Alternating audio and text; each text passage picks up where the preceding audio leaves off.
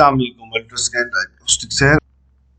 This is the CBCT of the patient which you had requested. The area of interest is all bridges and all molars. This is the panoramic view. You can very clearly see we've got missing molars in the lower right and left. You've got a lower left 7 with the grossly carious class 2 lesion on the distal side. We've got BDRs in the 8. We've got BDR in the right 6. We've got BDR in the upper right 8. BDRs or a very grossly carious tooth in the upper right 5.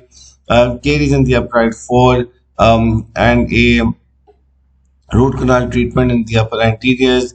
And we've got a bridge in the upper left quadrant. Now starting with the upper right quadrant, this is the transaxial view or basically the proximal view. So here you can see we've got a grossly carious BTR of a 8 with a periapical radiolucency. The 7 has a class 1 cavity right here which is very visible. The 6 has also has a class 1 cavity with secondary caries right here, but no periapical radiolucencies can be seen. This is the upper right 5 grossly carious with a periapical radiolucency. If this tooth is in fact extracted, we've got 10 millimeters of ridge width with 14 millimeters of height, but immediate implant placement will not be possible. This is the upper right 4. As you can see, has slight bit of a cavity which is not reaching the pulp yet. The upper right canine has a restoration, a veneer-like restoration with no periapical radiolucencies. The upper right lateral has endodontic treatment, has PDL thickening, but no radiolucencies as such. The upper right central incisor, decent endo, no radiolucency.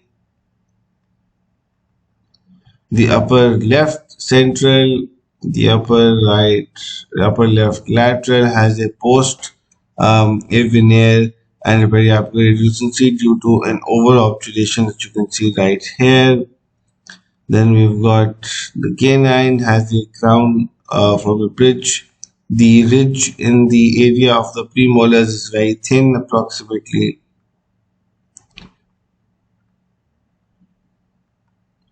so not sufficient bone for implant placement, D4 quality bone. And then this is the upper left first molar. As you can very clearly see, we've got a periapical radiolucency associated with the cristobuccal root, which is right here. And then this is the upper left 7. We have a cavity situation right here. And the upper left 8 is again a BTR with a periapical radiolucency. Now moving to the lower left quadrant, as you can very clearly see, BDR in the 8, class 2 lesion in the lower left 7. The lower left 6 lesion has a